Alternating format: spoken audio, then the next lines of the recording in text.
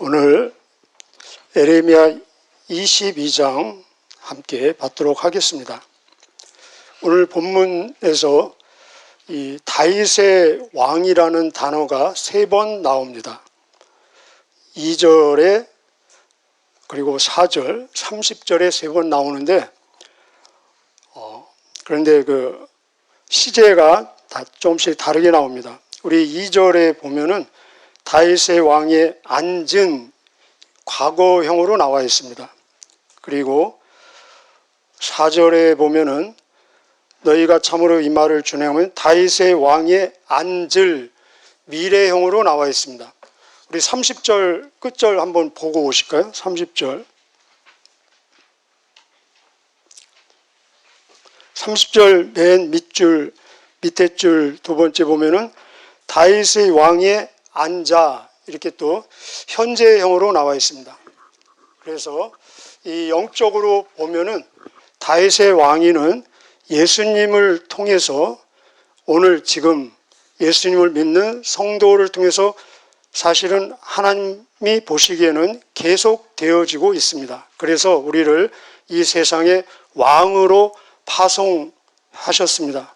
그 표현을 왕으로서의 제사장이다 이렇게 우리가 알고 있는 내용입니다. 오늘 내용은 사실상 남유다 왕국이 멸망하는 내용입니다. 사실 이 예레미야 52장까지 아직도 갈 길이 반 이상이 남아있는데 실질적으로는 오늘 망하는 내용입니다.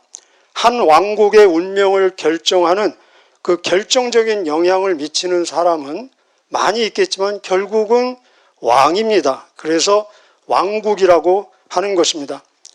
이 다윗 왕에 앉는 것은 완전 은혜입니다. 우리도 그런 것처럼 자기의 공로나 업적이 전혀 아닌, 그렇지 않습니까? 자기 아버지가 왕이라는 이유 하나 때문에, 그것은 전적인 은혜로 주어진 특권의 자리입니다. 그렇다면 그만큼 책임도 막중하다는 것입니다. 왕의 위치는 하나님을 대신해서 하나님의 일을 대행하는 위치입니다. 하나님의 일이 많이 있겠지만 어제 본문, 오늘 본문에 근거하면은 왕의 통치 원리는 한마디로 말하면은 정의와 공의라고 말할 수 있습니다. 그래서 정의와 공의가 3절, 15절에 나와 있습니다. 오늘 우리에게도 왕으로서 우리에게 주어진 임무는 정의와 공의입니다. 그 내용은 마지막 부분에서 한 번 더 보도록 하겠습니다.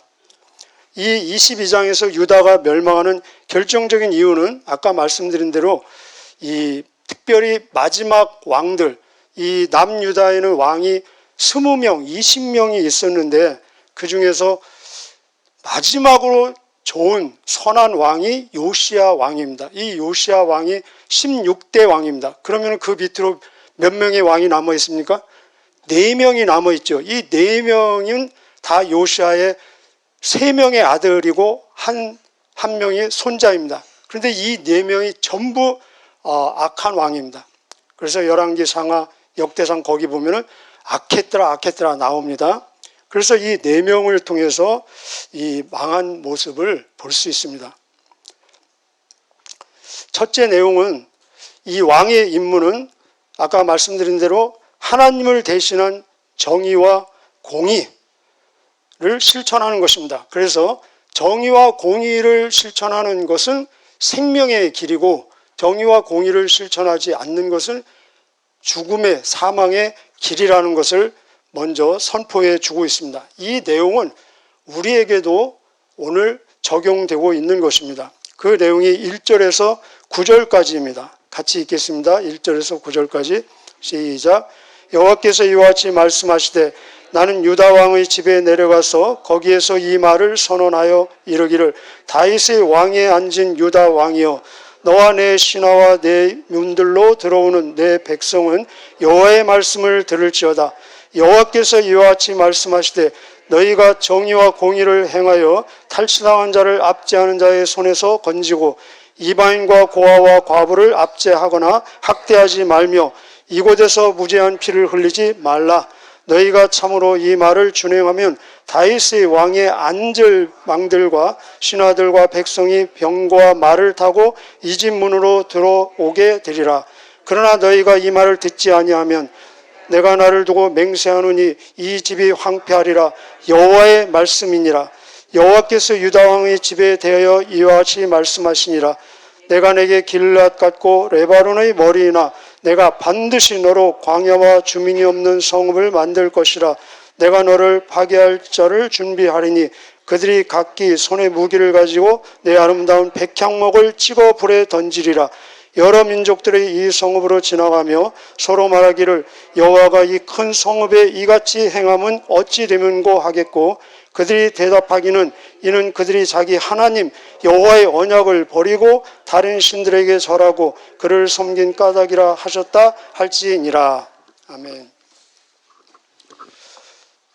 4명의 왕들, 악한 왕들 때문에 망했다고 했습니다. 그 마지막 왕이 시드기야인데 시드기야는 어제 나왔습니다. 그래서 시드기야를 제외한 시드기야 전에 3명의 악한 왕들이 소개되어지는 내용이 그 다음 내용들입니다. 그 첫 번째 왕이 이 요시야의 아들, 여기 본문에는 살룸이라고 나와 있는데 다른 표현으로는 여호아하스라고도 얘기합니다. 왕의 임무는 하나님을 대신한 정의와 공의를 실천하는 것인데 그렇게 실천하지 못해서 애굽으로 끌려갑니다. 그래서 요시야는 이미 죽었습니다.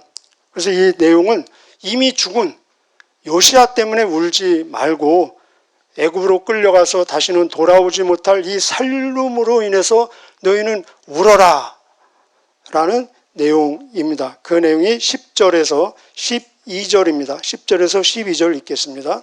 시작. 너희는 죽은 자를 위하여 울지 말며 그를 위하여 애통하지 말고 잡혀간 자를 위하여 슬피 울라. 이는 다시 돌아와 그 고국을 보지 못할 것이라. 여호와께서 유다 왕 요시야의 아들 곧 그의 아버지 요시야를 이어 왕이 되었다가 이곳에 나간 살룸에 대하여 이와 같이 말씀하시니라. 그가 또 이곳으로 다시 돌아오지 못하고 잡혀간 곳에서 그가 거기서 죽으리니 이 땅을 다시 보지 못하리라. 그 다음 왕이 이제 여호야긴입니다. 그 요시야 왕은 16대고 살룸은 17대, 요시야 왕은 18대겠죠. 18대. 이 요시야 여호야김은 요시야의 아들이 아니라 살룸의 형입니다. 그런데 이 왕은 애굽이 임명하는 것입니다. 다른 나라가 우리나라의 왕을 임명한다는 것은 사실 망한 거 아닙니까? 그래서 애굽을 통해서 임명받았기 때문에 엄청난 세금을 징수해서 애굽에 바치고, 그리고 지금 나라는 망하는데 자기 사는 집, 궁궐을 가장 호화롭게 지면서 그 삭도 주지 않는, 임금도 주지 않는 그런 내용들, 이것이 바로 정의와 공의를 실천하지 않는 실질적인 예라는 것입니다. 그래서 이 내용이 13절부터 19절까지 나와 있습니다. 그 내용 읽겠습니다. 13절부터 19절 시작. 불의로 그 집을 세우며 부정하게 그 다락방을 지으며 자기의 이웃을 고용하고 그의 품삯을 주지 아니하는 자에게 화 있을진저 그가 이르기를 내가 나를 위하여 큰 집과 넓은 다락방을 지으리라 하고 자기를 위하여 창문을 만들고 그것에 백향목으로 입히고 붉은 빛으로 칠하도다. 내가 백향목을 많이 사용하여 왕이 될 수 있겠느냐? 내 아버지가 먹거나 마시지 아니하였으며 정의와 공의를 행하지 아니하였느냐? 잠깐요. 여기서 요시야 네 아버지는 정의와 공의를 행했는데 너는 왜 이러냐? 그런 내용입니다. 계속요. 그때 그가 형통하였느니라. 그는 가난한 자와 궁핍한 자를 변호하고 형통하였나니 이것이 나를 알미 아니냐? 여호와의 말씀이니라. 그러나 내 눈과 마음은 탐욕과 무제한 피를 흘림과 압박과 포악을 행하려 할 뿐이니라. 그러므로 여호와께서 유다의 왕 요시아의 아들 여호야김에게 대하여 이와 같이 말씀하시니라.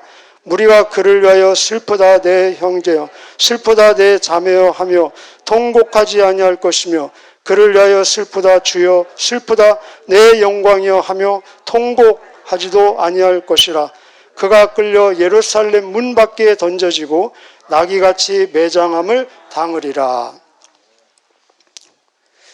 그 다음 왕입니다. 그 다음 왕이 이제 19번째, 이 19번째 왕은 지금 우리가 금방 읽은 여호야김의 아들입니다. 여호야김의 아들. 그래서 역대상하 거기에서는 여호야긴으로 나와 있습니다.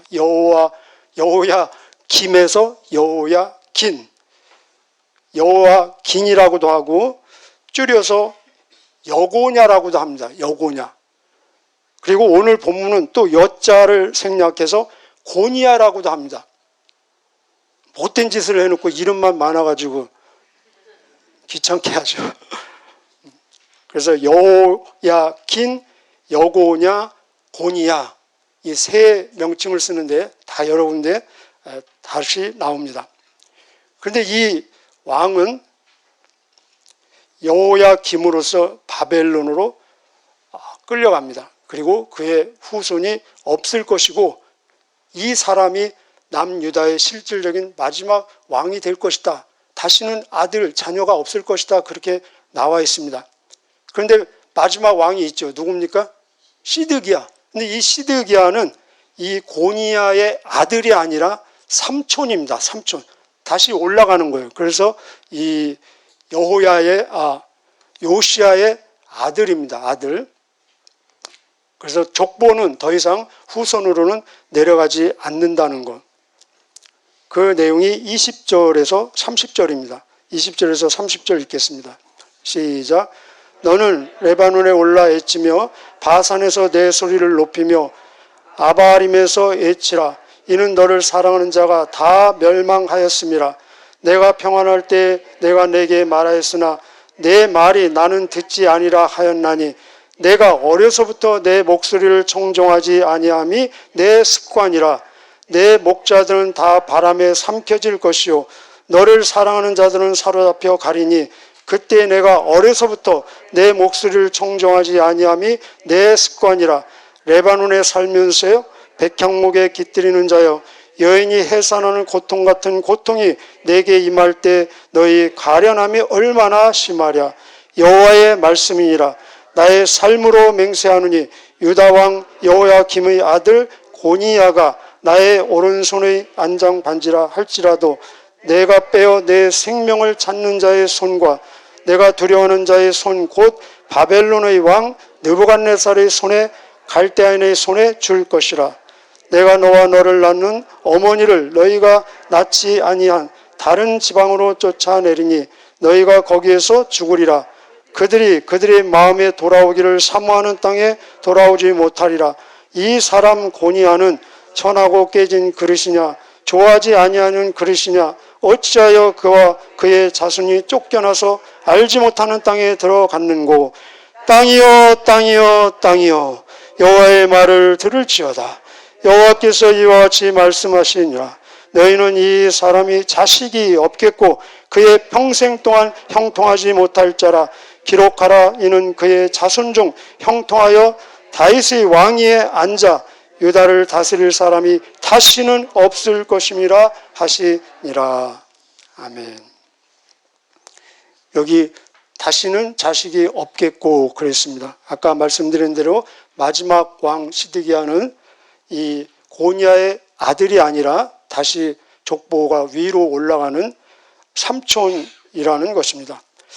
다시는 자식이 없겠고 그랬는데, 제가 서두에 말씀드린 대로 현재, 과거, 미래가 다윗의 왕위로 다 나와 있습니다. 결국은 이 다윗의 왕위가 예수님에게 연결되어지는 것을 볼 수 있습니다. 마태복음 1장에 보면은 12절에 예수님의 족보에 12절에 이 고니야가 나옵니다. 거기서는 여고냐로 해서 나오는데, 바벨론으로 사로잡혀간 후에 여고냐는 스알디엘을 낳고 아들이 있습니까? 없습니까?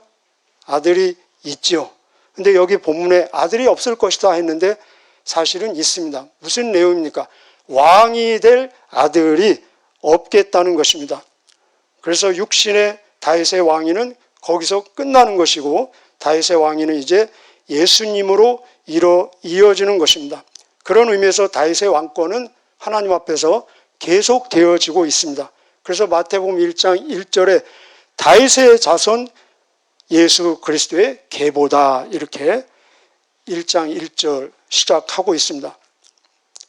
그런데 재미있는 더 중요한 것은 다윗의 자손인데 이 다윗이 예수님을 주님으로 고백했다는 것입니다. 시편 110편 1절에 보면은 다윗이 그런 시를 썼습니다. 본인이 알고 했는지 모르고 했는지 모르겠습니다. 어떻게 표현했냐면은 내 여호와께서 내 주에게 말씀하시기를 너의 원수를 내 발등상에 놓기까지 너는 내 오른편에 앉게 할 것이다. 이렇게 다윗이 시를 썼는데 예수님이 그 시를 설명하시기를 번역하시기를 마태복음 22장에서 다윗이 성령의 감동을 받아서 나를 그리스도를 주라고 고백했다. 이렇게 예수님께서 직접 해석하고 계신 것입니다. 그래서 예수님이 온전하고 완벽한 바로 정의와 공의를 실천하고 완성하셨다는 것입니다. 그리스도가 다윗을 이어 왕으로 오실 때 통치 원리 역시 똑같습니다. 정의와 공의입니다. 그래서 왕의 통치 원리는 정의와 공의라는 거. 그 옆에 하나 써두실래요? 그 선언이 이사야서 9장 7절입니다. 제가 읽어드리겠습니다. 이사야서 9장 6절은 아마 우리가 잘 알고 있을 것입니다. 한 아들이 우리에게 낳고 한 아기가 우리에게 낳는데 정사가 그 어깨에 매어 있고 기묘자요 모사요 전능하신 하나님이요 영원하신 아버지요 평강의 왕으로 불릴 것이다. 크리스마스 때 예수님 소개할 때 그 구절 아닙니까? 그런데 바로 그 다음 구절에 이렇게 선언하고 있습니다. 9장 7절입니다.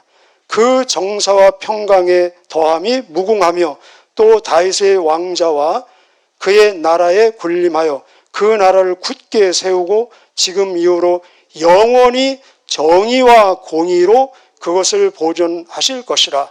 만군의 여호와의 열심히 이를 이루시리라. 이렇게 말씀하고 있습니다. 그래서 예수님이 이 땅에 오셔서 이 정의와 공의를 이루시는 실제 사명 선언문을 하고 계십니다. 이 사명 선언문이 오늘 읽은 정의와 공의의 실질적인 내용 3절에 보면은 그 실질적인 내용들이 탈취당한 자를 압제하는 자를 손에서 건져주고 이방인 고와 과부를 압제하는 자에서 또 구해주고 선대하며 그런 내용 아닙니까? 그것을 바로 예수님이 실질적으로 사명 선언문을 어디에서 말씀하고 계시냐면은 누가복음 4장 18절입니다. 제가 읽어드리겠습니다. 정의와 공의의 실질적인 내용이 무엇인가? 예수님이 그렇게 선언하십니다. 주의 성령이 내게 임하셨으니 이는 가난한 자에게 복음을 전하게 하시려고 내게 기름을 부으시고 나를 보내사 포로된 자에게 자유를 눈먼 자에게 다시 보게 함을 전파하며 눌린 자를 자유롭게 하고 주의 은혜의 해를 전파하게 하려 하심이니라 라고 말씀하십니다. 그래서 이 다윗의 왕권이 예수님을 통해서 오늘 우리에게 연결되어졌다는 것입니다. 이것이 우리가 잘 알고 있는 베드로전서 2장 9절 왕 같은 제사장.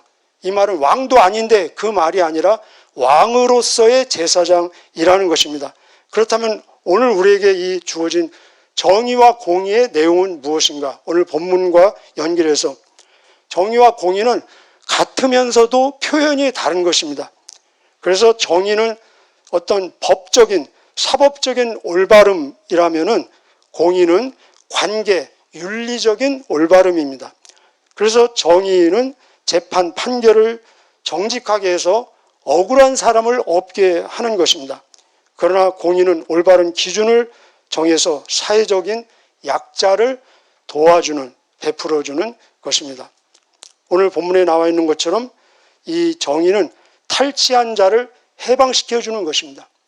그렇다면 공의는 이방인, 우리 주변에 이방인이 얼마나 많이 있습니까? 이방인, 나그네, 고아, 과부, 소외된 자를 도와주는 것입니다. 그러면 왕 같은 제사장인 성도에게 이 정의와 공의는 무엇이냐? 바로 정의는 말로 복음을 전하는 것입니다. 그렇다면 공의는 섬김과 실천으로 복음의 삶을 살아내는 것입니다. 저와 여러분 오늘 이 시간 다 본인에게 습관이 있을 것입니다. 저와 여러분의 습관에 하나님의 복이 임하시기를 축복합니다. 여기 21절, 22절 결론으로 드리겠습니다. 여기 두 번 반복해서 강조합니다. 21절, 22절 보십시오. 내가 어려서부터 내 목소리를 청종하지 아니함이 내 무엇이라고요? 습관이라. 이거 우리 얘기로 하면 3살 버릇 80까지 간다. 기 할례 받지 못했다. 여러분 들으셨죠? 22절에도 내가 어려서부터 내 목소리를 청종하지 아니함이 내 습관이라. 2번 반복하고 있습니다. 습관은 무엇입니까? 바로 나의 인격과 운명을 결정하는 제2의 천성이다. 많이 들어보셨죠? 습관은 처음에는 내가 만들지만 나중에는 결국은 습관이 나를 만들어가는 것을 볼 수 있습니다. 그래서 이 히브리어 원어로 보면은 습관과 길이 같은 단어로 나와 있습니다. 여러분 경험이 있으실 것입니다. 숲속에 들어가면은 길이 없어도 같은 곳을 계속해서 반복해서 걸어가면은 길이 생기지 않습니까? 그런데 있는 길도 다니지 않으면은 없어지는 거죠. 이것이 바로 습관이라는 것입니다. 예수님조차도 습관에 따라 기도하러 감람산에 가셨다. 누가복음 22장에 나와 있습니다. 또 히브리서 9장에 보면은 너희가 그때가 되면은 모이기를 패하는 사람들의 습관처럼 하지 말고, 이 얘기는 교회를 중심한 생활권을 형성하는 것을 습관으로 만들어라, 그런 표현입니다. 그렇다면 오늘 본문과 우리에게 주어진 습관은 무슨 습관을 우리의 몸에 배해야 되겠습니까? 바로 기도하는 습관이라는 것입니다. 우리가 아는 쉬지 말고 기도하라, 그 말씀도 결국은 기도를 습관화하라는 것입니다. 기도의 습관, 오늘 본문의 근거에서 정직하게 책임지는 습관을 요구하고 있습니다. 청종하지 않은 것이 습관이라고 하지 않습니까? 청종은 무엇입니까? 잘 듣고 순종하는 것, 믿음의 삶, 이것을 합쳐서 청종이라고 하고 있습니다. 그래서 경청하고 순종하는 습관, 약한 자를 도와주며 전도하는 습관이 오늘을 사는 왕의 정의와 공의의 삶이라는 것입니다. 저와 여러분 성령님의 내주 충만함으로 다시 반복하기는 기도하는 습관, 정직하게 책임지는 습관, 경청하고 순종하는 습관, 그리고 약한 자를 도와주며 전도하는 습관이, 이 거룩한 습관이 체질화되는 저와 여러분 되시기를 축복합니다. 기도하시겠습니다. 하나님 감사합니다. 심히도 부족하고 자격 없는 저희를 파격적인 은혜를 베풀어 주셔서 예수 그리스도 안에서 왕위에 앉을 수 있는 특권 주심을 감사합니다. 하나님 성령으로 충만케 하여 주셔서 왕으로서 이 세상을 향해서 하나님이 원하시는 하나님의 마음, 정의와 공의를 실천하는 저희들 되게 하여 주옵소서.